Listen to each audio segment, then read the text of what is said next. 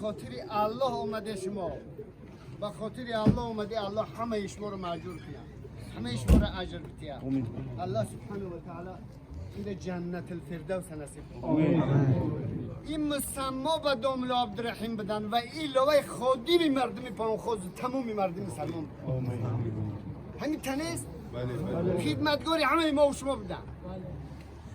شب و روز الحمدلله برای خاطر خود عبادتی مخصوص داشت، لیکن برای جامعه تقصیر تمام قوه و قدرت که مصرف کردن.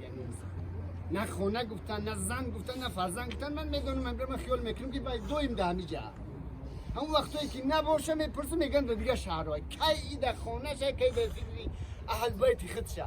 بود تمام عمر مصرف عبادت خدا به خاطر اعلای کلمت الله، به خاطر بنای مساجد، مدرسه و پیغمبر صلی الله علیه و سلم میگه خیرکم انفعکم للناس، بهتر شما نفری است که منفعت زیاد برای مردم داره.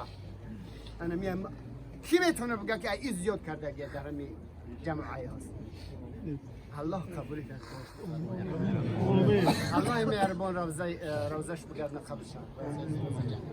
پروردگار همه ما و شما را مرگی حسن، مرگی خوب، مرگی که به کلمه لا اله الا الله سر می شود، الله سبحانه و تعالی روزمون ببینه. اللهم اجعل خیر عمرنا آخره و خیر عملنا خواتمه و خیر ایام یوم نلقاك فيه.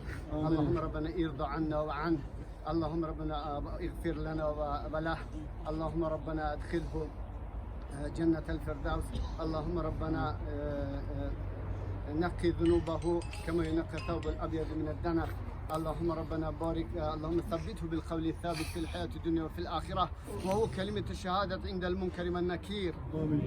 اللهم ربنا يسر ولا تعسر وتم بالخير. ربنا توفنا مسلمين والحقنا بالصالحين.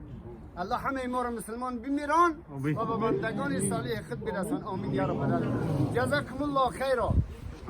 همه تان خیر مقدم شما کدام نفرای مهمونایی که نمیتونه رفته، الحمدلله درهای همه ما باز، مهمانی همه مردم تجایی جرس خوش آمدن بردارن عزیز گرامی. الهی دویم هم تبیه در مهمون خب تمام